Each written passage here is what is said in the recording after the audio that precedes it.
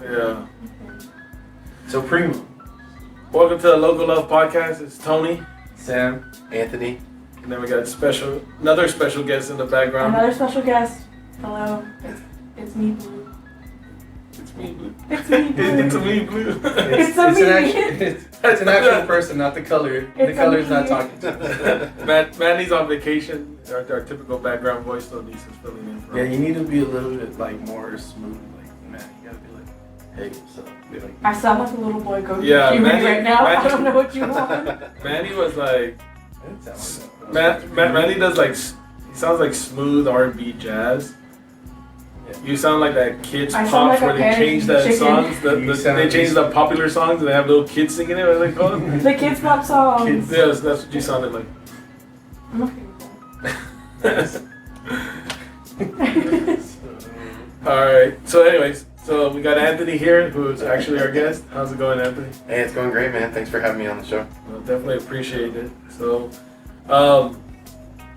Anthony's been coming to the barbershop for a while. Yeah. And Sammy's known him for a while, and we kind of brought him in because he has quite a bit of going on, huh? You Yeah. have your own small business and a couple things you're doing. Yeah, man. First and foremost, shout out to my family, my wonderful wife and daughter Penelope at home.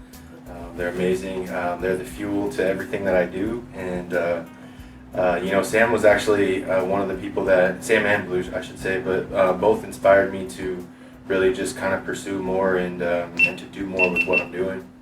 But yeah, I mean, just basically.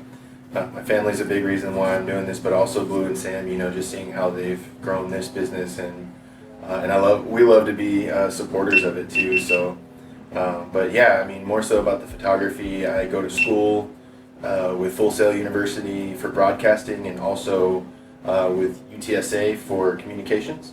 Just looking to tap into the media industry and kind of be creative with it as well. Cool. Yeah. How is UTSA doing in football? Man, UTSA is amazing. They went from being in the Conference USA, with a couple of other Texas schools and some notable schools across the country, but now they've done so well that they're in a new, I think, AAC conference this year. So they're doing big things. They're one of the top performers in that new conference, and they're already going to be going to a bowl game this year too. So Oh, really? yeah, so birds up. That's cool. Tony's a bear. Well, I mean, he's from Baylor. He's not an actual bear.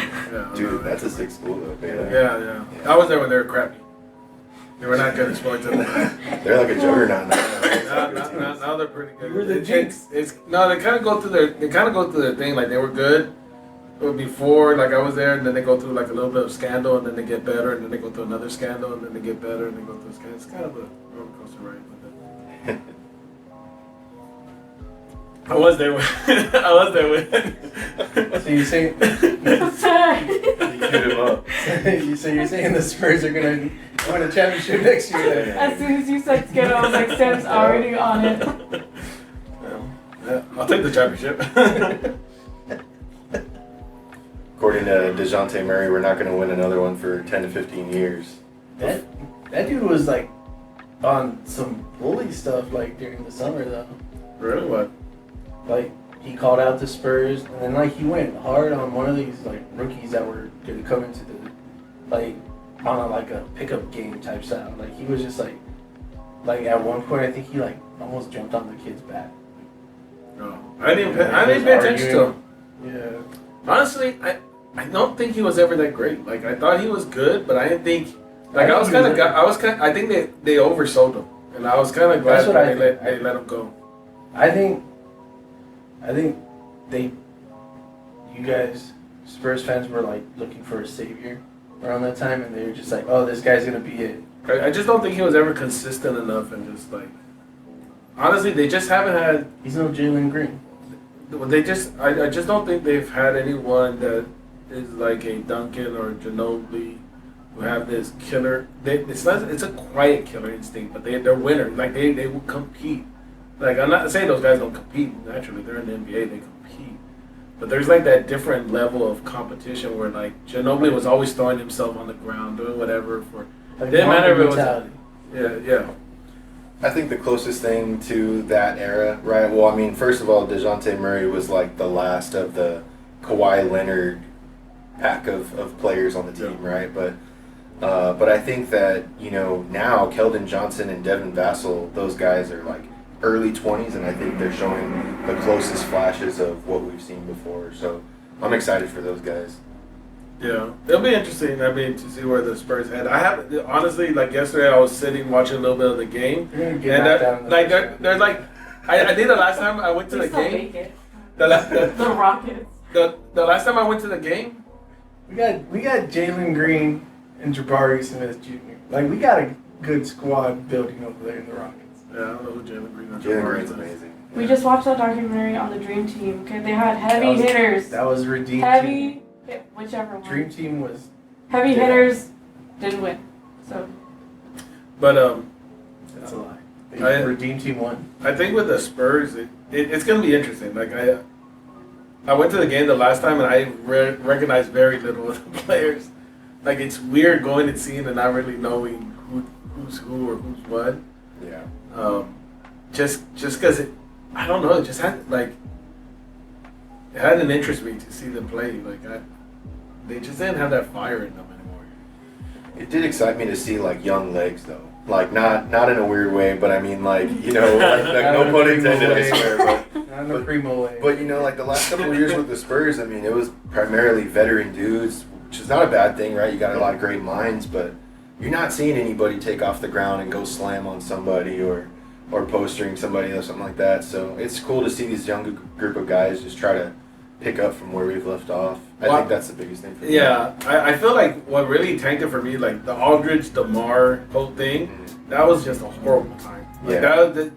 they did not seem like they wanted to play here. They did not seem excited to play. They were off rhythm, and they can blame whoever they want to blame for that. But it just wasn't exciting basketball. Like I don't know, it just seemed like even though they were winning, it just seemed it was Like LaMarcus, I can't give an excuse for that dude. Like he wanted to come to San Antonio, and then I think he like thought Duncan was gonna last longer, and he didn't, and then he got like freaked out or whatever. I don't know, like he just sucked after that. But DeMar, like he got traded.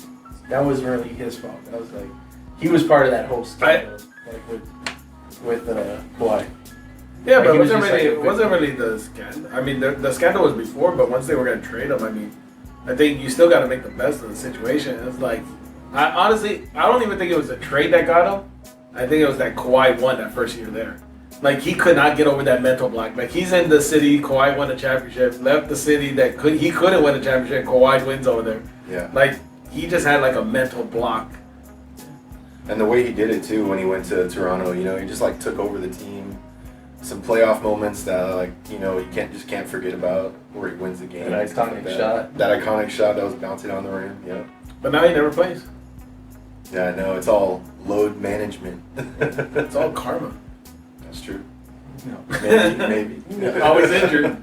Just karma. No.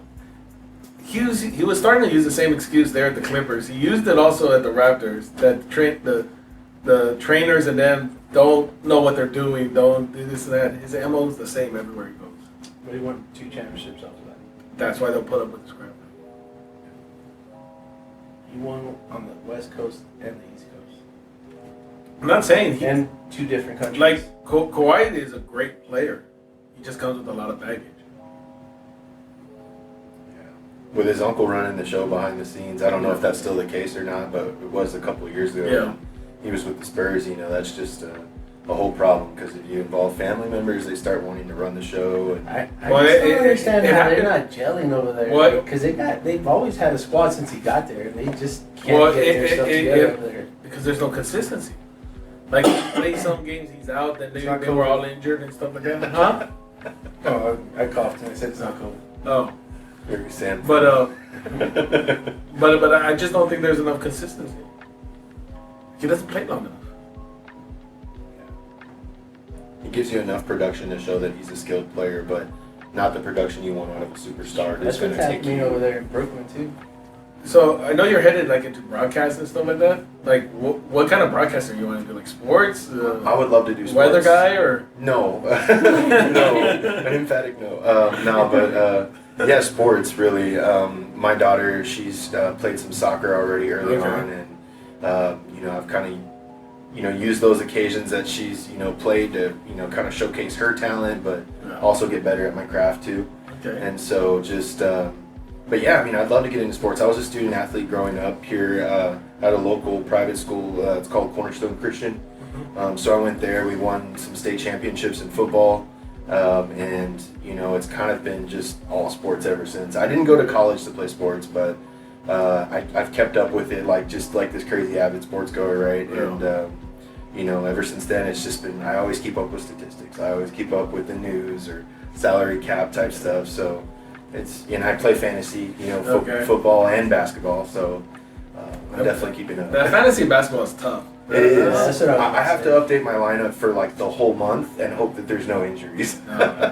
It's just too many games and too much like That's a lot. fluctuation. I just couldn't do it. Like, I tried it one year and it was just like So what's your favorite sport? Yeah, which sport? Check out? My favorite sports to watch and just talk about overall is basketball. Football's a close second, professional and collegiate. But I think basketball is always just like I always had a basketball hoop outside at my parents' place. I have a basketball hoop outside my house right now, and me and my daughter play. So it's just kind of always one of those things I've loved. Yeah, that's pretty much how we were. We always had a. Now none of us have a. Yeah.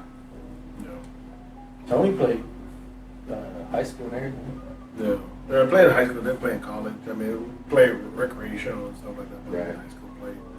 Yeah, our dad would put us like in tournaments since we were like.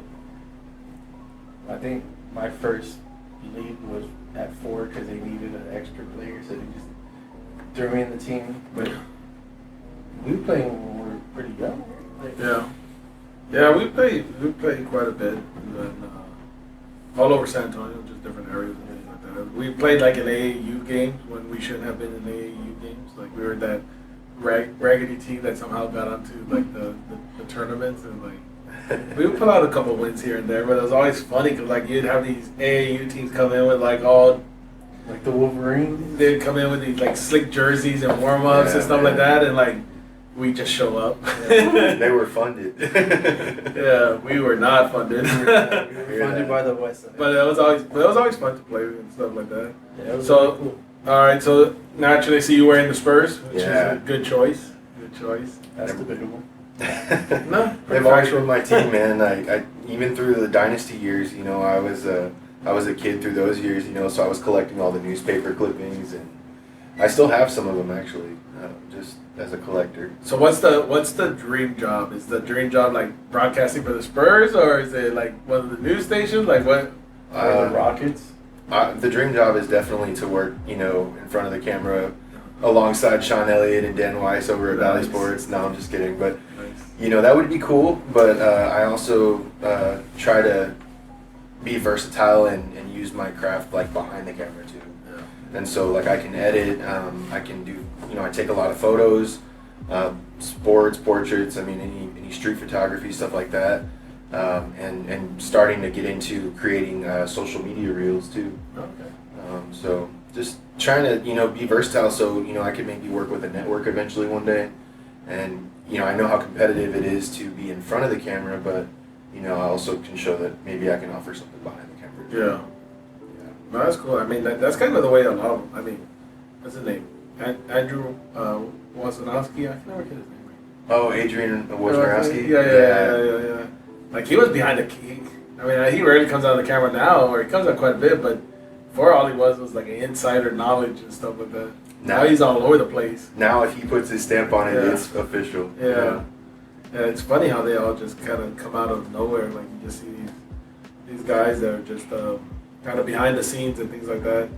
So working with Sean Elliott, I think you could replace Sean Elliott. I've never been a big Sean Elliott. Like I like Sean Elliott as a player, not as an announcer. I don't like the Spurs have never lost in his eyes. Either they beat themselves Or they actually win, but they never really lose to the other team. It's smart that they use him though, because he gives you that former player like fan feel. Yeah. So he can kind of relate to what the fans are feeling at certain points. I'd rather listen to Avery Johnson than him. I'll put that. Avery. Avery Johnson. Avery, I don't know about Avery being on there. J.R.E. They just didn't put the Red Rocket. J.R.E. They didn't put the Red Rocket on there. Mamba, Not just giving them the half segment. They called him the Red Mamba for a while Yeah. too. Yeah, Tony's a big fan of his. Like, yeah, he's good. He moved up to New Hampshire, I think. They had him on the show for a little bit, but it's just like for cutaways and stuff. Yeah. You always having them do It's like really some nice. I've met him before. Oh yeah. Yeah, I went to Spurs camp. Spurs camp. Yeah, I went to Spurs camp too. I went to Spurs camp one year. That was Spurs camp. You just like go play basketball for funsies during the summer. Funsies. Yeah. It was at Incarnate Word. So we like showed up in the gym every morning and like just did some drills. I still like my little jersey, like my little like basketball player picture. I'm not good because I'm like 5 feet and no like athletic ability. But Bugsy Bugs was 5'3" and he was. But great. I got to meet like Neville Shed and like I have a photo of me wearing like that big like championship ring and everything. And we met Matt. He came by the. Neville Shed. Yeah, Neville Shed. Yeah, Neville Shed. He was a part of the remember Glory Road, that movie? Oh, okay. He was on that okay. team. That's right. Yeah, he was super cool. He was like one of Glory the coaches Road. there. Glory Road was a good movie. Yeah. It was a really good movie. But I wouldn't know my name. Like when you said Neville Shed, like it, I was like, signed the man, book what and Spurs is everything. that? I don't know that Spurs player. I'm like, no, but He that's was the really question. cool. Yeah, he was really Must cool. be one of those Austin players. And then I met Matt, and so there's a photo of me with Matt, and he's like, 3 feet taller than me. Only just the top of your head. He probably is. I'm gonna show my age right now, but I went to the Spurs camp in 1995 or 96, and I got to play one-on-one with Vinny Del Negro. Nice. Yeah. That's dope. Vinny Del Negro. Man. It's classic. That's dope. That was real Spurs fans back then, because I was before the championship. So back then with Vinny Del Negro and stuff, I always say this, and I always remember this. That's when you could go to churches, buy a 20 piece, Yes, sir. and you got a stack of, you got a sheet of cards with it from the Yeah. Spurs. I gifted Yeah. Dad last year with that sheet of cards. Someone gave it to me. And I Yeah, was like, someone brought it in, and Sam was like, I'm not a Spurs fan. He like smacked it out of his hand. He was like, well, I'm taking it back. Skip's like, I'll just give it to my dad. He Yeah, started crying. you used to get them at churches. I was like, Yeah. I was like, at the time you think it's the coolest thing. Now I look back at it, it's still a cool thing. But then you realize how much they sucked when you had about a 20-piece church's chicken to get some cards. I've been trying to tell you for years that they suck. No, they were just bad at that time. But they were. But Vinny Del Negro was. What year did you say? It was 96 or 95. I know it was 95. 95? Yeah, because Robinson and who else was That's a playing? good year. That was like the year before they drafted Duncan. And so when I was there, just a side note, when I was there at the camp, it was like the 3rd or 4th day into the week. They had Tim Duncan there when he was still playing with Wake Forest. Nice. And they had him on this little side hoop, and they were just working like post moves and stuff like that. That's so dope. So he was like still young, But it was pretty cool to see that. I think I was in high school at I went in like 95? 08. No, you weren't in high school in 95. the time. No, I was in middle school.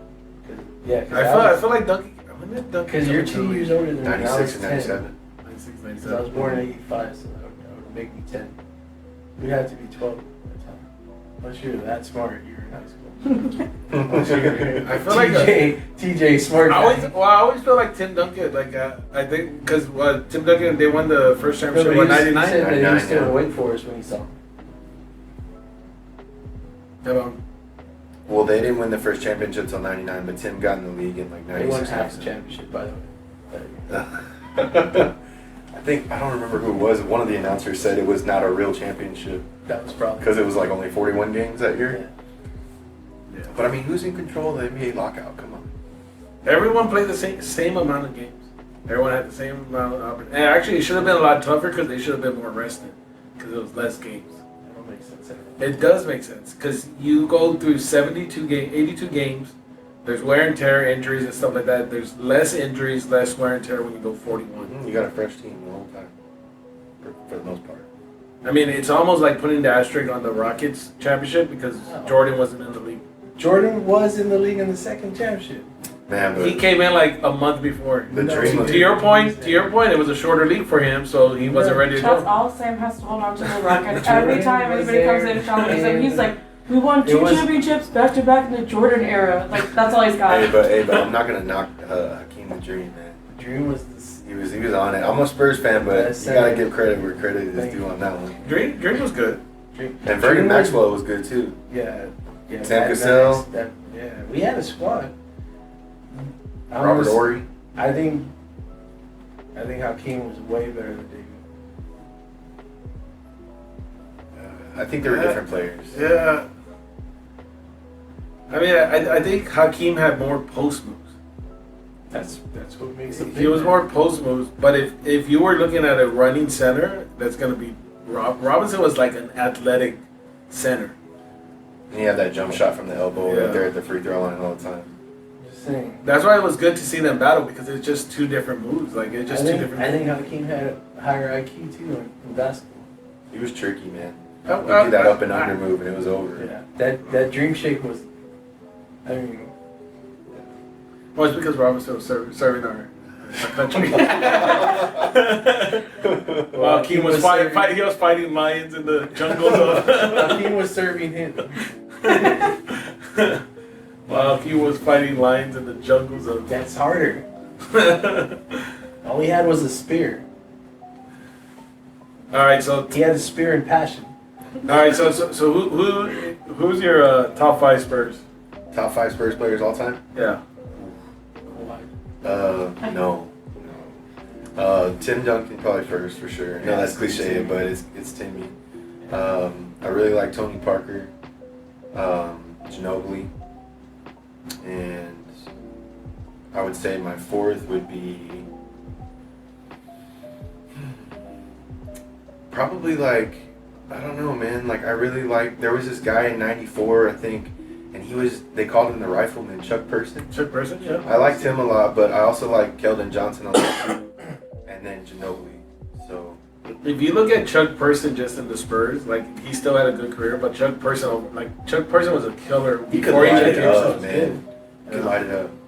So it's you said Tim, Parker, Ginobili, Persons, and what was the 5th? 5th one was David, yeah, but probably like in there, like the newer squad is definitely Keldon. I like Keldon a lot, but yeah, all time that would probably be my list. So Iceman. I mean, I wasn't really around to see him, and actually at that camp, to kind of go back to that with the Spurs camp, I actually saw the Iceman there, and he was still athletic at the time, so he was making like hook shots from half court and whatnot, but I was never really alive at the time to see him truly play, so I wouldn't put him in my top 5.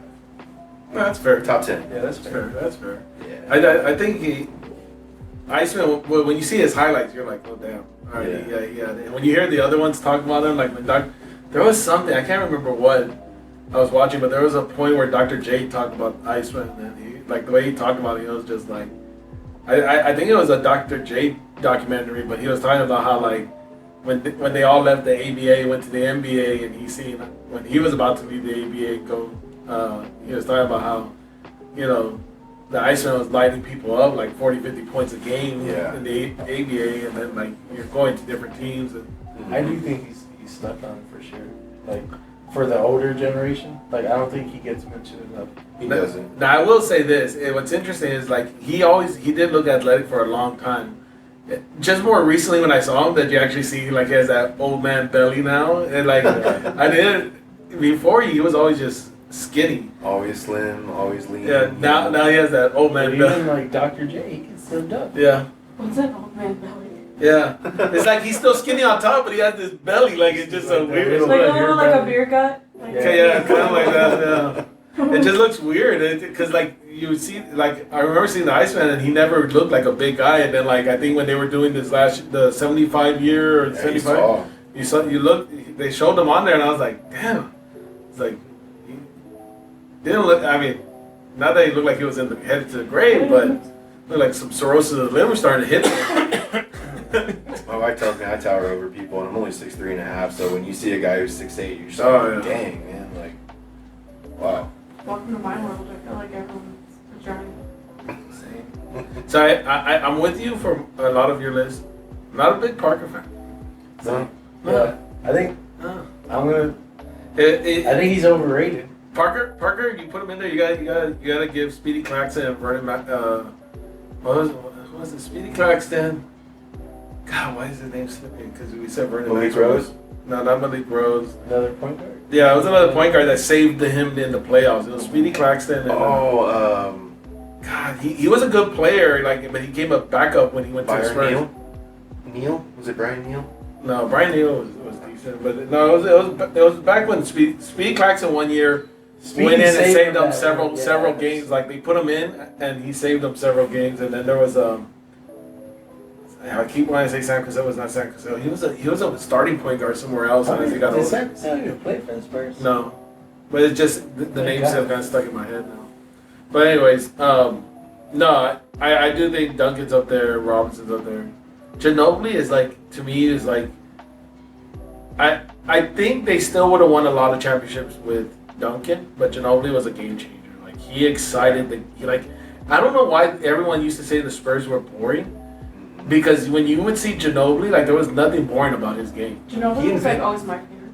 And he invented the Euro step. I mean, if you look at every player in today's game, they're doing that little side step to the hoop, and I mean, he brought that to American men's basketball. You watched have you seen the Redeem Scene? The documentary on. No, I haven't seen it yet. I want to. So Ginobili's a big piece in there. Well, because the Argentina team. Well, they used Ginobili himself though to piss off Kobe and Wade, because he was always there. When they went to Wade, they showed articles where they were saying Ginobili was the second best and shooting guard, and then they gave it to Kobe too. But it was saying how Ginobili was the best shooting.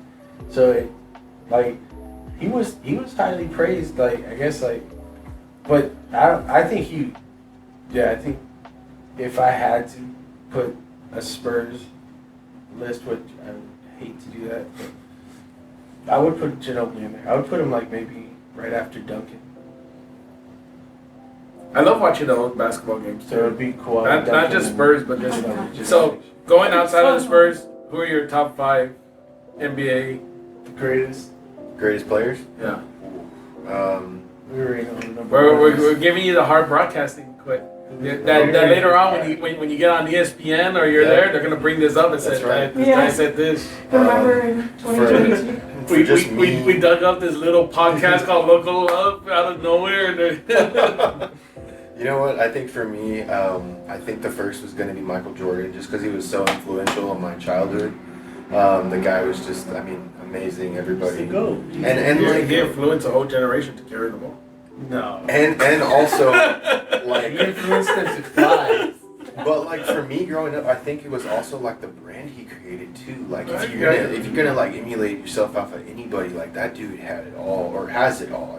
Now he's in every program across the country, so dude's set for life. But it would probably be Jordan first. Second, I would probably say Tim Duncan. Third, without me going into any more Spurs being a favorite of the Spurs, I'd say probably. If you want to put Spurs in there. Yeah, but I did top 5 Spurs, so I'm just going to go all teams. So I would say probably Jordan, Duncan, Kobe, Allen Iverson, and I have to go with a really good 3-point shooter and this might shock people, but I'd have to say Ray Allen. And even though he broke my heart in, 2013 when we lost in the finals against the Heat, the dude, after I saw him on He Got Game, remember that movie? Yeah. Love Man, I just kind of started liking the dude, and so I followed him after that. He played with the Bucks, all these different teams, and the guy was a sharpshooter anywhere he went. So Jesus Shuttlesworth. yeah, that's right. Yeah. No, he was. He definitely was. Yeah, when you look at shooters, Ray Allen, Reggie Miller, and We ain't gonna say Steph. no, that's what I was trying to remember. I don't know why his name's Slimming. His name's Slimming Steph. Those three, those three are some of the top shooters. You had other guys like you mentioned, like people will not remember Chuck Person, but Chuck Person was known as a rifleman because that guy would line it up and He boom. was slept on. He could drop 9 threes on you in a game. Yeah, I mean, he wasn't gonna jack it up as quickly. Like he had to set himself, and Yeah. that's why they called him the rifleman, not a freaking AR Yeah. man. Yeah, exactly. But he definitely could hit. Bird was really good too. Bird was. I feel like someone came in here talking crazy, saying that Bird didn't have that good of a shot. I was like, Bird had an amazing shot. What are you talking about? Bird had a great shot. The only reason unless you don't know your history, you don't really know it because one, you don't see it a lot in his game because his game was all over the place. Like I would say Bird was one. Bird and like Magic. Bird and Magic were kind of. Bird and Magic were kind of those that they invented the big man point guard type thing. Yeah. Because they could dribble out the ball, pass. They could play multiple positions on the floor. Yeah. And they didn't care. Well, like Bird, that's where I would say that's why I like Bird a little bit more than I like Magic. Not that one's better than the other, but Bird was more the one that was gonna throw his body out there. Yeah. And versus Magic did put his body on the line a lot, but you just didn't see it like Bird. Bird freaking throw himself into the crowd and come back injured and everything. Well, that's why I liked Wade because Wade was like that. Wade was like that. And then that's kind of like we shortened his career too, but it shortened Bird's too. But I started like liking someone like that. I started liking Wade when he won that championship with Marquette. Marquette. With Marquette. That's when I started watching it. I saw him and I liked that. Then when he was making the run for his first championship, that's when I was like, all right, because I mean everyone was like kind of like, oh, Shaq's there and this and that, but it was Wade that was like flying through the air, getting thrown all over the place. Well, I actually the year before that because he was like he probably was. I don't think he was going to win a championship, but he was going to make it far, and then he got hurt. And it was one of the times when he fell hard and he got hurt. I think he broke a rib or something. And then the next year they won the championship. So Allen Iverson was an interesting pick. Man. Not that I disagree. Allen Iverson was a good player.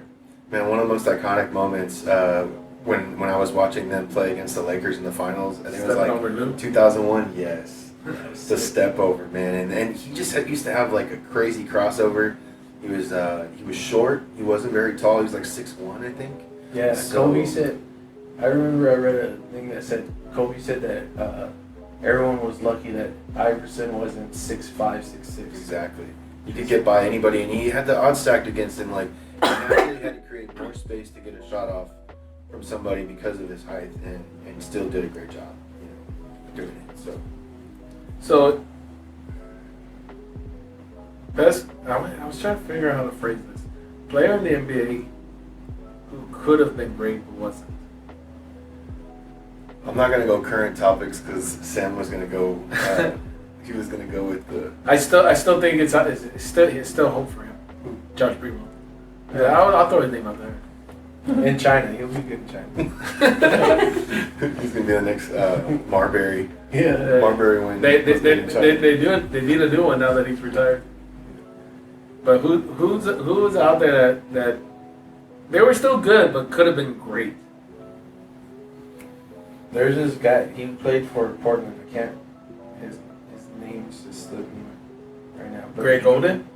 No, I don't know. I think Greg Oden. I think Greg He would have been. He would have been good, but he wouldn't have. You said great. Greg Oden would have been great. He was No. There's this dude that, like he's Brandon Roy. Brandon Roy. Yeah. Brandon Roy, I think would have been great. Greg Oden. I think Greg Oden would have been great. I don't know what happened with his injuries and stuff, but he played that college game championship shooting left-handed when he's right-handed because he had hurt it, and I mean he was making his free throws. He was making everything. Like the guy, I don't know what happened once he got to the NBA, but I think Greg Oden could have been great. I get too specific on things like this, so like I guess what I'm just trying to understand on the question is like, are we talking great defined by how many championships they won, or just by like was complete bust out of college after drafting them? Like I guess either way, whichever spin you want to put on it. Yeah, I mean I would say the biggest example of championships would probably be Charles Barkley. Yeah. Just because like he's such a great like commentator. Everybody like thinks he's funny and stuff now, but like when you watched him play, like he was a hell of a player. He's a heck of a player who just never, you know. Yeah, I wouldn't put Charles in that category just because he had a great career. He did. Yeah, he did. Yeah. But like Odin, he didn't have a great career. Brandon Roy, I think he lasted like 4 years at most. I think this person had a good career, but I think their career could have been great. Grant Hill. Oh man, the guy was plagued by injury. You know, taking it back to the Spurs, you know who I think could have been great, but was also plagued by injury? You remember Derek Anderson? Yep. Man, remember that one year he went up for that dunk and they like flagrant fouled him real bad and you just like never heard of him after that? Yeah. Another guy. I think the other person, so not that he would have been great just because he went down the Spurs route, that I think could have developed him into a better player, but he left for a big contract, Jonathan Simmons.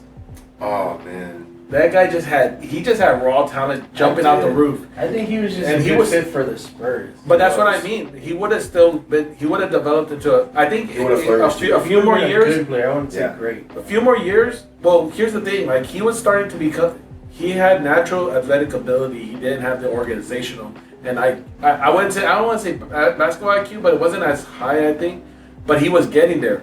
I think a couple more years with the Spurs, he would have been a totally different player, left somewhere else, then been fine. I think he just left a little too early, but how can you blame him? Like, the guy paid to go to a training camp, gets in there, and now he's going to make multi-millions. You can't blame the guy for it. You know who I just thought of? And, like, I don't know what happened once he went to the Pistons. It just kind of fell apart. Brandon Jennings. Greg Jennings? Yeah, Jennings. I know this. I think he just came. It was the Bucks, right? He was having a good run, and then he went to the Pistons, and it was just like. But he came too hyped out of college and high school. But he was doing good though. It wasn't until he went to the Pistons, and then something just. I never thought he was gonna be that. Pistons were a graveyard for a while. I mean, what's his name too? Like the other one that I thought would have been. I think he's had a decent career, but I think he could have been really good. Was I think it's the one that went to the Cavaliers, the center, the white guy. Kevin Love. Kevin Love. Yeah. Kevin Love. He had an outlet pass that was nuts. Like he could. Yep. But it just like. And a crazy 3-point shot too. Yeah. Yeah. And it just never flourished in the NBA. Like he was doing decent where he started Timberwolves. And then when he went, like that whole experiment with him and LeBron and everything, just it just wasn't good. I think what's his name too. He went from Clippers to Detroit, and now I think he's still with Brooklyn. I can't play for Oklahoma. I can't think. Curly redhead. I can't think of his name. He was with Chris Paul.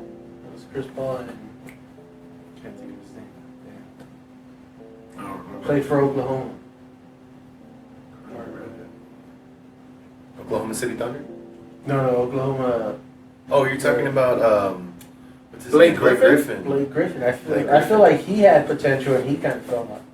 He did, especially when he tore his ACL though. Like, and you know, to his defense, it stinks because his forte coming in the league was dunking, right? And so like when he was with the Clippers, they had the High Flyers, right? It was what's his name, DeAndre Jordan, and then they had him, and then Chris Paul. Yep. So it was like Lob City, right? That was their whole thing, and then like he hit his back half of his career and like couldn't jump that high anymore. Yeah, the injuries caught up to him, unfortunately. And that's the thing. Like one of the players that learned to adjust in age, Vince Carter. Dude, he was the best example of how a player should progress. Yeah, I totally agree. Yeah, I mean Melo didn't know how to do that. He learned too late, and Tracy is another one. I think like if he would have just like showed up to practice and took the game seriously, he could have been way better than what he was. Yeah. So not to transition completely away from sports, but we talked about your broadcasting. I know you mentioned your current business. So kind of how did you get into the whole photograph digital thing? Well, it started out, I've always been in like the whole art scene since I came out of high school, right? After being a student athlete my whole life, I got into music, and so I've been a part of a bunch of like heavy rock, heavy metal acts here in town, and you know, over the years I've gotten the opportunity to record albums and tour all over the country and do that stuff. So it was a lot of fun being a performer for a long time. But I think like now that, you know, I've got a family and a house and everything, I've kind of gotten away from, I guess, like traveling. You were performing in the rock bands? Yeah. Yeah, I was. Wait, I guess I must have missed that piece of everything. Who did you perform? What did you play? What did you? Yeah, I did guitar in some of the projects, and I did some backing vocals, and then for the most recent project, I did some singing and also some harsh vocals as well, for like more metal type sounds. So, but it's been a lot of fun, man. It's been a transition, I'd say, because during that time, I got into like pro audio, and I worked with Guitar Center for a while, and I was doing like, you know, sound and stuff like that, and learning that whole deal. But then after I came out of music in this last group I was in, I transitioned over to wanting to still be creative and finding like something I could do that was not music anymore. Okay.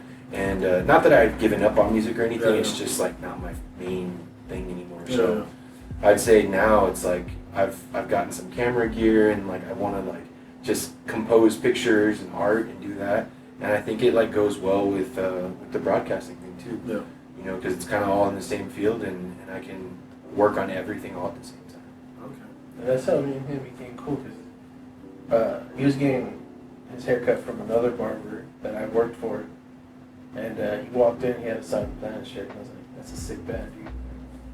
It was match made in heaven after that. Yeah, man. Silent Planet. Those guys are awesome. So you stole them from another barber? Huh? No, I came. I had actually, I had actually gone to get my haircut. You did the same thing to my barber. So. Oh. Ray, rest in peace. He's not dead. I was like, did he die? No, I don't think so. Nah, but I had gone to see him over at Old Time. He doesn't know how to look up YouTube videos. Ray's still the greatest barber. Thanks.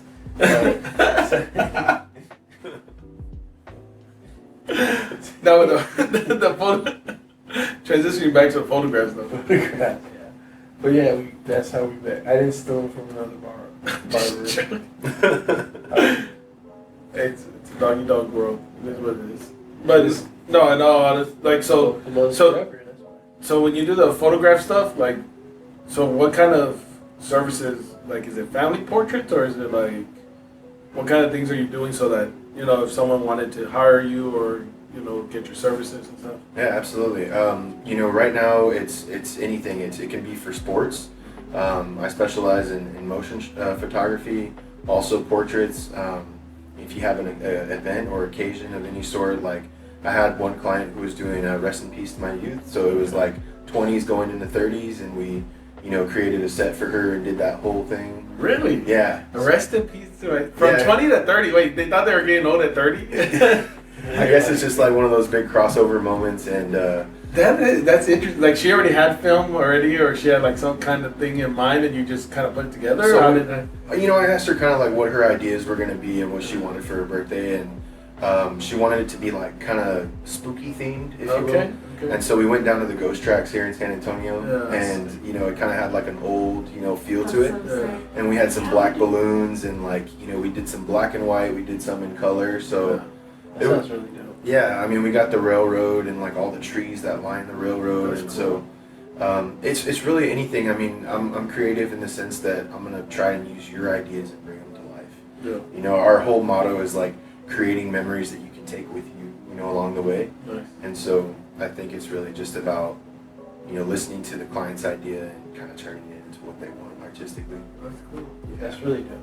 Yeah. So like for the motion, you say you're really good at that. So like if there's parents or someone out there that your kid is potentially trying to get a scholarship or stuff like that, like you can rely on the school film, which is probably way up at the top, very zoomed out, or they can come and hire you and you can get some highlights for them to put something together for the rail tapes and stuff like that. Yeah, especially highlight tapes. I mean, if you're looking for like a hype video or a highlight tape of any sort, I do those on my free time just because I'm a fanatic with the Spurs already. Yeah. So I do some of the footage. I use some of the footage from the actual Spurs, and I just like cut it into my own thing just for fun. Nice. But yeah, if you're looking for that, I can get the footage for you and put it together into a piece, you know. So yeah. So what's what did she call it? The end of life or end of what? Rest in peace to my youth. Rest in peace to my youth. Because that's pretty unique. That's pretty. Well, I mean, it's 2 people you killed within 5 minutes. Man. Close enough. No, that's pretty. What's another interesting project you've done? Because that one's interesting. I've never thought of something like that. So some of the other cool ones that I've taken part in was more like on the music video side. Okay. So being in music, you know, I've met a lot of people, thankfully, locally and regionally, and I got a buddy who does music videos, and his business is called Crooked Media. They're here in San Antonio too. So we've gotten a chance to collab on a couple of music videos for local bands, and it's mainly just like set building and making sure that we're getting good lights and good shots in a good location, and just bringing that music video to life and putting it out there. He's actually had some music videos for like a notable band called Kingdom Collapse. Have you ever heard of them? They've gone on tours with like bigger bands, but I think they got like 1 or 2 million views on one of their last YouTube videos. So that's dope. He's doing some good stuff. Yeah. That's cool. That's good. Yeah. He was taking pictures of us here. Yeah. Cool. So do you do other like videos for businesses and stuff like that, or? I've really wanted to start getting into just kind of tapping into other local businesses and helping them with anything I can.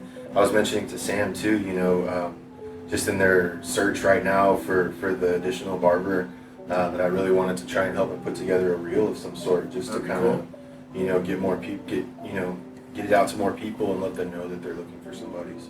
No, I definitely agree. I think one of the things people will forget is that in advertising, I mean, an image does quite a bit more than words. So sometimes it's very good to get images out there, videos and things like that. Yeah. I mean, it's funny. I never even noticed that. I read it somewhere. But it's like Nike. If you notice, Nike doesn't even advertise their shoes. They advertise the athletes. Yeah. The culture. Like they never put the shoe really out there. Like it's all about. Like that Spike Lee commercial. Like has nothing to do with sports or anything, but he carries this culture and it worked out. Yeah, it's like what the viewer's gonna grip onto, like what they've shown that they like, and so you know you naturally want to like put those things in there and make it more of, I guess, a product, you know, but also still you would want original ideas in there too to make it unique as well. So a blend of those is good. That was like the Bones Brigade thing. Sam always talks about. So watched that documentary. It was really good. The what? Bones Brigade? Yeah, it was skateboarding, but they never like had a skateboard really in like their like campaigns and stuff. So it was like just the guys that were on there, and it would be like super weird, random stuff. But it was like caught your eye, so then you would like eventually want to learn more, and you're like, oh man, they're really dope. One time they lit up a whole car on fire. Yeah, they lit up someone's car. It's like N1, like N1 back in the day, like the mixtapes were like. Man. Have you seen that documentary? Yeah. I seen both. There's two documentaries. It's on Netflix. There's a Netflix one, and then there's a Hulu one, I think. Yeah. The Netflix one, I think. Wait, no, it's a Netflix. No, it's a Netflix, and then it's a 30 by 30. Yeah. The 30 by 30 goes more into how the mixtape and stuff. The Netflix one, I think it gives more of the history, but then you also get like kind of the players' afterthoughts, which is interesting because you have two of the like lower level. I don't know, lower level, maybe not as well known, but they're known. Which ones?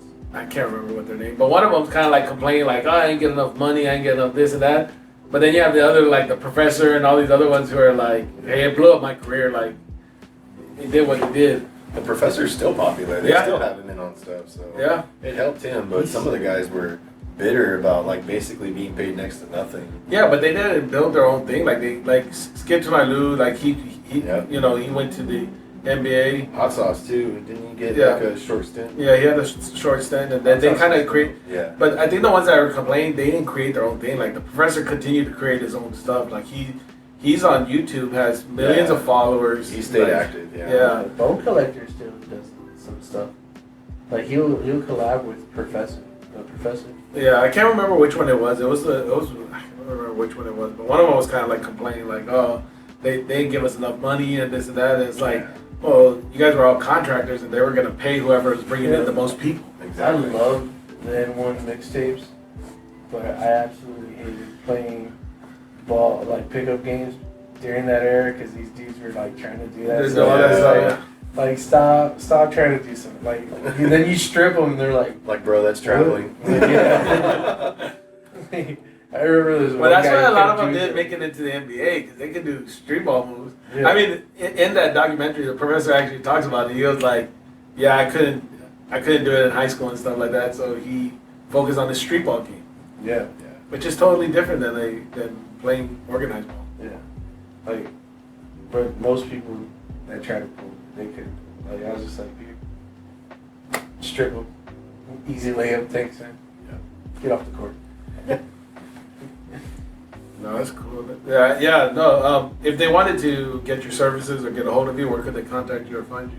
Yeah, Instagram's the best way. I have my booking calendar on there. It's check it out. It's at Countdown Sports Media, and just Countdown's in there. It's in support of our area code 210. So San Antonio born and based, and so all about the supporting local and. But yeah, right there on the front of my Instagram page, it's got a book now button. It's got a link tree to all my links that I have, which includes like YouTube. It's got Twitter. It's got everything I got. So cool. Yeah. Well, we'll put your information in the description as well. So like, if you guys want to hit up and then just kind of that camera died, but we got that one. If you guys want to go ahead and reach out. I mean, if you have a small business, I mean, who knows? You can collab and figure out, how Anthony can help you out with stuff. Or even like, your kids are playing sports and you want to capture that, like hit them up, like Yeah, definitely. Sports is my main focus, but if even any other event too, we can definitely make that work. So cool. Appreciate it. As we start rotating towards the end, I guess. So you're going into you want to go into broadcasting. This was your have you started thinking of like, I want a broadcast segment. You know how like every broadcaster has their own little thing? Have you started thinking about something like that? I have. I don't really know what angle I would go into, right? Because you have the you have the Bleacher Reports, the ESPNs, and then you also have like the Barstool where they kind of just like capitalize on media coverage that's like funny and just kind of off the wall. So, I mean, there's definitely two angles you can take. Both are popular, but I think I would like to be like maybe in the game coverage, because I like being there, even if it's not there, like even if it's just a 1 minute segment away from the game, but just being involved, would be ideal. But who knows? I mean, I know it's a cutthroat industry, and I know that it requires you to tap in and get your foot through the door. So that's what I plan on doing, and just kind of taking it from there. That's cool. Yeah, that's definitely cool. I'd be interested to see, I mean, it's funny, we try to figure out different segments for us. I think for a while we were trying to do a speed round, which turned it into the slowest speed round, so we were just like, that's not working. We asked one question and it ends up going, it never was really a speed round, so it's just like, so we started just changing it up. We were walking. So it's interesting because I think, like you said, everyone has their own thing. Like Bleacher Report's interesting because they've just overflown into so many different.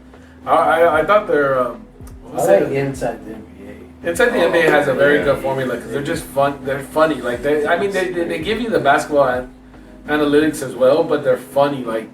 I mean Charles Barkley makes that show. Yeah, once they lose Charles, which now that they signed a big contract, they're not. But the thing is it's because he's unfiltered. Like even when they it was funny. I think they're in a new studio. And so when they did it, they did some segment, I can't remember, it was the first, EJ's Needle Stats of the Night segment. And then he was like, who thought of this? This is a bad idea for the first one. When you can say something like that, you're not going to get yourself fired. That's what makes it.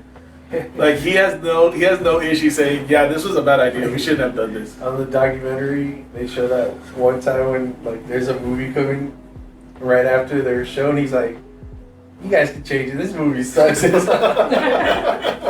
I say too, man. Well, I remember when the NBA TV had just started and you had to pay for it. And there were several times he was like, "No one's gonna pay for that game. I ain't paying $5.99 for that game." Like the first time he did the March Madness, he's like, "Shut up, Kenny. You know we don't know any of these players." So who do you like from a broadcasting, like who do you kind of like see yourself kind of going towards, like? Man, I really like Stuart Scott. You know, Stuart Scott, yeah, I mean that dude's like a legend. Yeah, R.I.P. for sure. He's got some legendary interviews that I just kind of like rewatch sometimes, like the one with Jordan when he was thinking about retiring. That's like probably my favorite interview of all time. But you know, there's also like Scott Van Pelt, you know, who's more current, and you know he's really good. He does like I'll watch him on SportsCenter, just like you know my free time at night or before bed.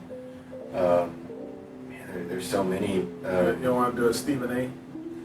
Yeah, I mean Stephen A. knows how to keep his viewers, that's for sure. But he's anti-Dallas Cowboys, so I can't like it. Every time I hear his voice, I just get triggered from like barber school because that's all I would hear in the mornings. It's like the same like 7 group of dudes talking about the same thing. And Stephen A. in the background screaming. It's just funny.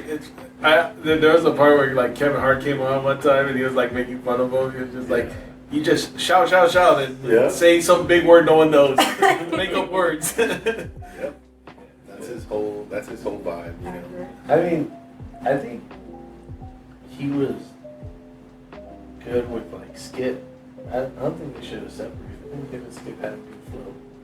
I will say that there is some interesting, like, I cannot sit, I don't sit and watch the whole show. I can't watch the whole show. But sometimes on YouTube, like, there's certain segments where I'm like, oh, I'll watch it. I'm like, oh, I actually agree with Stephen A. Like, there's certain times where he's really sometimes right down the middle or calls it, like even with, like, the whole Udoka thing, like, he calls it down the middle, like on the teams that he doesn't either really like or really hate. Yeah. And so, like, I like that, right? Because 80% of the time he's pretty on point. But man, when it comes to the Cowboys or when it comes to the Spurs or when it comes to the New York Knicks or the Eagles, man, you might be right about the Spurs.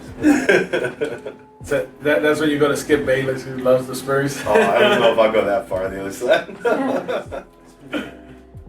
You know who I liked and he didn't like I don't think he ever got like his own show or anything, but Craig Sager was really dope. Man, R.I.P. again. Yeah.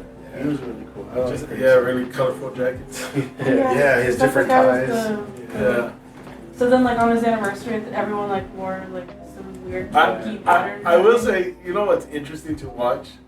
What's the name that's coming out with Skip Bayless? Shannon. Shannon Sharp.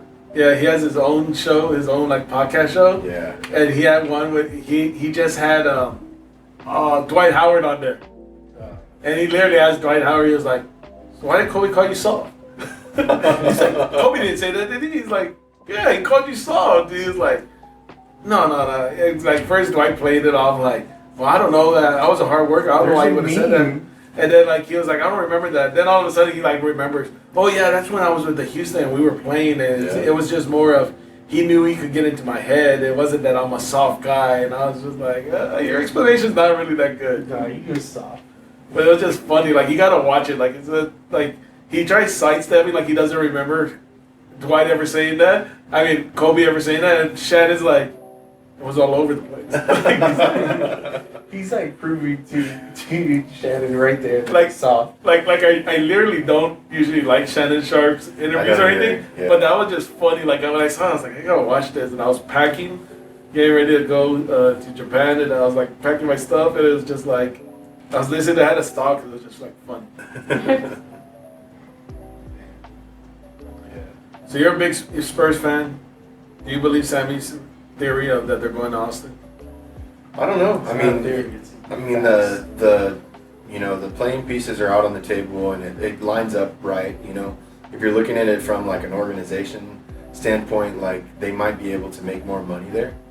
And I would always bet on wherever the money goes, the team will too. But also, you know, it just depends on how deep rooted the Spurs are in San Antonio, and I would hope that those dynasty years and those diehard fans who have been supporters for so long would be able to keep them here. But I don't know. I don't think they'll move. I don't think they'll move to Austin. I think they'll do a hybrid. I think this is my thing is that they know because I mean San Antonio already does it that if they move to Austin, Spurs fans are gonna follow. They'll just start traveling in Austin. They travel for concerts. So I don't know about that. So check this out, like for concerts to Austin, so they're gonna travel over there. So I have a part-time season ticket membership with the Spurs, right? And we got invited. Me and my wife got invited to an event that they had where it was at the beginning of the season. The regular season hadn't started, and it was when everybody was buying their season tickets, right? And so you go and you meet up with all the reps, and they feed you, and it's like the whole I think I nine got yards. invited to that. So we went this year, and they had the guy who was in charge of signing the contracts and putting together all the deals for the players, and he spoke with everybody. And one of the biggest things he talked about was how they were trying to formulate a plan to grow the Spurs market, and he was trying to get people from Mexico. He was trying to get people from Austin, from all the surrounding areas, and they were trying to partner up with Uber and create a shuttle service that got people to the Spurs games. Well, with that in mind, why would they shuttle them into San Antonio? Why not shuttle them into a hub like Austin? So in that case, I could see maybe a long-term deal down the road with it moving to Austin, but I just don't see where they would. There's a billboard too. Yeah, Yeah. but it's because to what he's saying is they're trying to grab the Austin market because there is no professional basketball there, and so you either choose between the Spurs, the Mavericks, or Houston. Just like here, we have no football team, so we choose between Cowboys or the Texans. Like they're just. I don't think they're. I would never put it out that they could move over there. I just don't see where they could, because one, there's not that much land available downtown. it's very crowded. Now, could Well, ours is not really that downtown either. but what I'm saying is, could they? I could see them moving it on the outskirts of. I drive 35 a lot now. Like New Braunfels or, Yeah. or well, somewhere that's in what there. the Cowboys do. The Cowboys are really playing in Dallas. Nope. Yeah, are No, they no, too?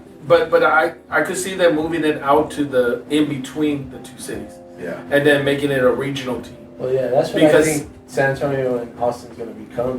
Because quite honestly, it's already that way. Like when I drive down 35, before you used to think, okay, there's a separation. Like now it all merges together. there's a Yeah. billboard. There's a- Yeah, but There's a That billboard in San says Diego. Spurs. But they're It doesn't doing, say but they're San taking, Antonio yeah, but Spurs, they're taking, It's going towards but they're Austin. taking the same. They're taking the playbook. Honestly, I think they're taking the playbook out of Jerry Jones. Jerry Jones moved the training camp from Texas to California because he knew that he had a lot of fan base there. He wasn't worried about losing the fan base here. He was going to go over there and grow it.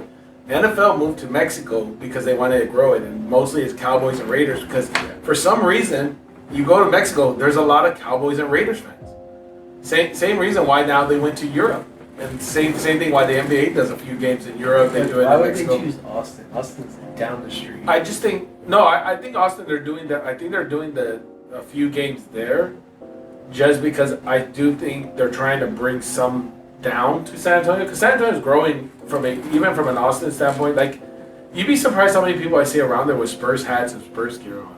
So the question is, would you guys wear an Austin Spurs jersey? No, the Austin Spurs are a G League or what is it? Yeah, Yeah. G League. I mean, they're still gonna be. They're gonna play like a G League team, but I'm talking about when they move to. I really hope they take Houston Rockets and send them to Seattle. Going nowhere. Seattle needs a team. Just send it to Seattle. We're willing to give up one Texas team. Send the still Rockets go to for Seattle. Austin, You would go still for go- it, he said. You'd go for the Seattle Rockets. The Seattle Yeah. Rockets. You're just not hardcore I'm a Rockets. hardcore Rockets fan. I'm not a hardcore Houston fan. Because we went to Houston the first time we went to Houston. We went to the Galleria, Why? and I don't know. We went and we couldn't find one We didn't look Rockets that long. store. We didn't Not- look that long. Okay, Really? we walked around that mall for like a minute. We walked around. Anyway, for we couldn't like- find any Houston Rockets merch 'Cause it was anywhere sold in out. Houston. It's because they never re-upped their order. They They were like, sold out oh, only on stuff. 4 shirts sold. But like, It was sold out. no, I think Houston could totally lose the Rockets and no one. No, I bad think Houston Rockets. The They Houston's won't though, because they're Houston's, too big of a market. Houston's all about the Astros. Yeah, the Yeah, Astros. the A Astros are championship team. Yeah. The They lose to Rockets Texas are a before championship they- team. they'll Back lose in to the Texas. 90s. Yeah, the hardest era. In Oh my basketball. god. Like You're the like, Spurs. That's a very Spurs there's are like that in one these- guy who's like in his This- 50s and it's like, I could have gone to state if I didn't mess up my knee. Like, that's Uncle what Rico. Yeah, he's He's like Uncle thinking, Rico. no, he's thinking what's from Married with Children? No, I'm not out. Al Bundy. I'm just saying. You're gonna go out and put on your That was a whole high harder- school. That was a harder generation. The 90s were a harder generation. The Spurs didn't start winning until it got soft. Oh wow. So now that it's soft, why aren't the Rockets winning? Huh? I feel like giving Because you. they can't adjust. I It's feel too like hard. I feel like giving you a broom so you can chase some kids off the off the front yard right now. Man, well, compared to that era, now it's super soft. Yeah. See, that's what I'm talking about. Yeah.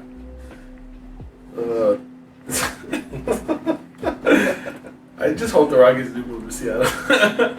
They're not gonna. I mean, if they move to Seattle, I'm a Seattle Rockets fan. I'm okay with that.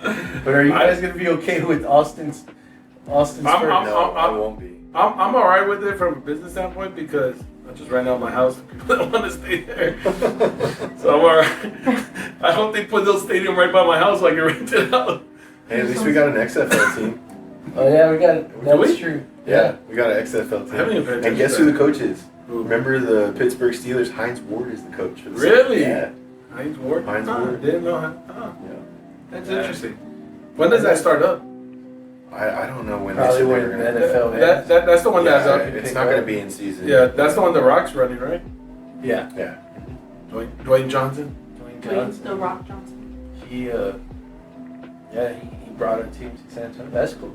I think when we had the Commanders, they had a strong following. And It's they just just- that league just fell apart. Just up and left. Yeah, it just So- disappeared. So, what is your greatest sports memory? Wow. Houston Rockets when they won back-to-back championships. It's probably when one of the goofiest Spurs hit like one of the best shots ever. But Memorial Day Miracle, man. I'll never forget. I remember seeing that. I was watching the Spurs play the Blazers that series. I think it was the Western Conference Finals, and we had like no chance to win this game. We were down by I don't remember how many points. It was like 17 or something, and we like fought back, and there was seconds on the clock, and like threw it in, and Sean Elliott's got like his tippy toes about to almost step out of bounds, and just hits that three to basically like get us. I think we were down 3-2 in the series, so this was like forcing a game 7, right? We were facing elimination or something, but I'll just never forget how iconic that shot was. And like I remember the basketball hoop we had outside at my mom's house, and so after he made the shot and the game was over, I was so excited that I went outside and I was like trying to like tippy toe on the edge of my driveway. I was like counting down in my head. I was like 3, 2. You have to count down. You have to. Yeah. And But if I you missed miss, it you for like were- 14 you were times winning before I anyways. actually made it.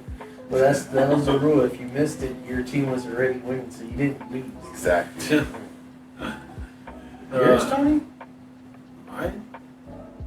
Besides the Rockets, what Honestly, there was in the last championship run for what team? for the Spurs when they were playing against the Heat. There was this moment I can't remember. But it was so the year before when they lost to the Heat. There was one where Ginobili went up and he got blocked. I think by what's his name. It created so many memes. What was the center? Was it Chris Bosh? Chris Bosh. Yeah. And then like it just felt like that was the nail in the coffin when he in that game he goes in and he just dunks over him.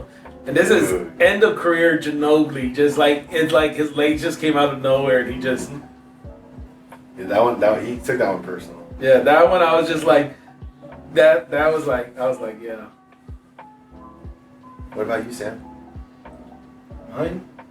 Jordan hit that shot. Oh, the Byron Russell. Yeah. But when he pushed off. He didn't push off. When he pushed off That was when his hand clearly went that was no. extended. No. I- That was the greatest. That was like the Extended. greatest It was shot extended ever. and locked. It wasn't even bent. Like his arm is locked. When he crossed up Russell like that, dude, I like imagined I imagine like You the said ground. cross. You said cross up because you're trying to be nice. No, because I imagine the ground like opening up 6 feet and like him falling underground. Yeah, he put that man on skates. Somebody needs to make Yeah, an edit. and he pushed him with his hand. I think that was like the greatest moment ever. I think that was like I think that was yeah, like, it was the greatest blooper for the referee too. no. that made Jordan like the GOAT at that moment. Somebody got a picture of that moment, like where the ball was in the air and he was shooting, and they black and whited the whole background of the picture of the audience and everything, and they just left Jordan in like regular color, and so it was like focused on him. It was really cool. But yeah, it's online. You can check that out. Greatest moment ever. I think the greatest moment in NBA history is that moment. Right? I don't think that's a great moment. The greatest moment in NBA Nah, it's a history. great one. So you go to the Spurs game? Any other like sporting events you go to or want to go to? I like to stay up with soccer too, just like for fun, just to keep up with it. But I like going to see SAFC, San Antonio Football Club here. They're also owned by the Spurs, so it's really cool. We had a season ticket membership this last year, but they had like 20 or 30 games to go to, so we couldn't make it to all of them. It was just like too much of a weekly commitment, you know. And so, but I mean, it was a good experience nonetheless. Like we got to take my daughter. I don't want to hit up the Austin one. Oh, Austin FC. Yeah. Yeah. They're owned by McConaughey. Oh, are they? Yeah. I He didn't know they gets were- crazy at the Oh, games. Oh, I didn't know they were owned by McConaughey. But Matthew yeah, McConaughey, man, he's I've out driven there. by the stadium because it's way out there. It's more towards is it like not Round Rock, but it's a little further out, right north of Austin. But Q2 yeah, it's Stadium. pretty nice. Yeah. Yeah, he goes out there into the middle of the field and he paints himself green and beats on a drum and stuff. That is not Oh, that's surprising. sick. Yeah. So, It's not surprising about McConaughey. And then they want to vote him governor. well, he's a Longhorn too, I so would he vote is. for him. You know, he's a real good shot at Yeah. doing that if he wants to eventually. Yeah, oh, I definitely think he would have won if he Yeah. didn't even there. All right, any last sports things you want to leave us with? Man, it's been a great conversation, but I think just no, I mean, I'm just gonna continue with my head down, continue to support local love, and just yeah, We're man. supporting you too. Thank you, man. Yeah, definitely. When you get that broadcasting row and you got those extra tickets, we'll take a few. Yeah. Yeah. I don't mind dressing up like a janitor and sneak into like a World Series or an NBA World Championship. And the Spurs are there again. They got a video the other day of some guys wearing these yellow shirts and they posed as like a cleaning crew and they got into the World Series. Did you see that? That's so sick. That's Yeah, so But I smart. would love to do that. I would love to see a World Series game. I mean, I'm a Yankees fan, so it's kind of sad when they lost, but. when the Spurs made a couple of championships, and then like even when Baylor made it to the Final Four, like I looked at tickets and I was just like, God, I was like, you so much want to pull the trigger, but then that like How much I are started- the tickets? they were already like 1,000 or something. Bro, I got to go to a finals game Spurs when game? the Spurs were playing against the Nets when Jason Kidd was playing. Oh wow. And check this, we won the NBA championship 4-1 that series, and I went to the game where we lost. Damn. Oh, dear. Yeah, but it was epic though. It was an epic experience. Yeah, that was Jason Kidd. After he Jason made Kidd the wasn't Vince Carter part yeah, of that team. Vince Carter, That was a good Richard squad. Jefferson. Yeah. That's when Jason Kidd Kerry made Kittles. Jason Kidd made the mistake of Yeah. going to the Nets instead of the Spurs. Martin, right? Yeah, Kenyon Martin. Kenyon Martin. Kenyon Martin. Yeah. Yeah, they had a good squad. Yeah, They should have won. But they didn't. Kid could have been running along Duncan and Ginobili, and but he chose his who later would be his ex-wife. Like when he came back with Dallas and That's true. won. He came back to the team and won. I was pulling for Dallas when they won it. Just Is he 'cause they're coaching right now? Yeah, I think he's like an assistant coach like with the Lakers or something. Couldn't remember. He was part of the Redeem team, which I don't remember him being on that team. But I don't remember him being on the team. Yeah. Like, that's a good documentary if you guys haven't seen it. It's great. I'm gonna check it out. Cool. Yeah, I got Not as good as the Dream Team, but I need to watch the Dream Team. I want to watch it. it was a good. Led by the greatest, Michael Jordan. Jay. Cool. Well, I think with that said, hey, we appreciate you being on, and definitely we'll be supporting you as well. Look forward to seeing you on TV or somewhere doing your thing. Thank you, man. I appreciate y'all having me on, and love being here at the shop. You know, just about every other week. So. Cool. Look that. Local love is forever. Local love forever. And hit me up, Countdown Sports Media. Yeah.